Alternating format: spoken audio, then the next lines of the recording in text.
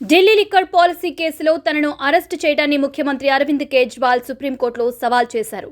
ఈ పిటిషన్పై అత్యవసర విచారణ జరిపేందుకు సుప్రీంకోర్టు అంగీకరించింది. కేజ్రీవాల్ దాఖలు చేసిన పిటిషన్ను ప్రత్యేక బెంచ్కు సిజేఐ చంద్రచూడ్ కేటాయించారు. ఈ పిటిషన్ను justice Sanjiv Khanna, justice M M Sundaresh, justice Bela త్రివేదిలతో కూడిన ప్రత్యేక ధర్మాసనం విచారించనుంది. నిన్న రాత్రి కేజ్రీవాల్ని ఈడీ అరెస్టు చేసిన సంగతి తెలిసిందే.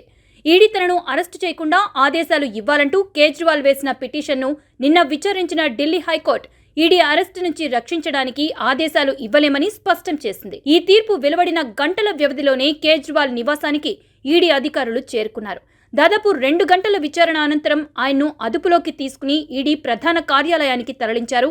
కాసేపట్లో రౌస్ అవెన్యూ కోర్టులో కేజ్రీవాల్ ని ప్రవేశపెట్టబోతున్నారు. కేజ్రీవాల్ ని 10 రోజుల కస్టడీకి ఈడీ కోరే అవకాశం ఉంది.